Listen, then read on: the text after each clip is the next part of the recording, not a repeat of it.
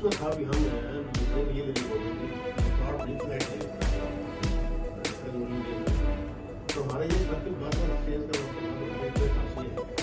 आज जननायक जनता पार्टी प्रदोला की तरफ से हम सभी साथी जो पदाधिकारी हैं और साथ में हमारे राजीव कॉलोनी इंदिरा कॉलोनी के जो हमारे साथी हैं, मुख्य मुद्दा था कि जो कॉलोनियों को पुनर्वास कॉलोनियों करना है, राजीव कॉलोनी इंदिरा कॉलोनी खड़ग मोदी का, उसी विषय में मिले हमने उनसे रिक्वेस्ट की भी सरकार जो है 1993 से लेकर अब तक 10 बार स्टैंड चेंज कर चुकी है। कभी कहते हैं प्लॉट देंगे, कभी कहते हैं फ्लैट देंगे, कभी कुछ, और लगता है कि सरकार कुछ देने की मूड में नहीं है। अभी रिसेंटली इस गवर्नमेंट के अंदर 3-4 दफ़ा स्टैंड चेंज हो गया है। कभी कहते हैं सेक्टर 20 में फ्लैट बना के देंगे, फिर कहते हैं कि इंदिरा राजीव कॉलोनी वहीं बना के देंगे, कभी खड़ग कॉलोनी कहते हैं, कभी हमारे स्पीकर साहब हैं उनका बयान आता है कि एक मरला के हम प्लाट देंगे।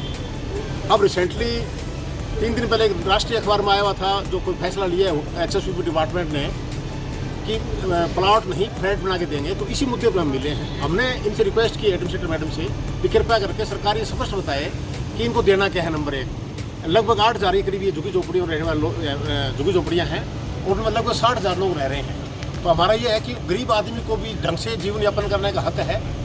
अब जो कॉलोनियाँ हैं इनमें कोई किसी तरह की बेसिक एमिनिटीज़ नहीं है, न वहाँ पर कोई सीवर है, न स्ट्रीट लाइट है, न सड़कें हैं, और इस पीने का पानी की दिक्कत है। तो हर तरह से वहाँ पर एमिनिटीज़ जो होनी चाहिए वो नहीं है।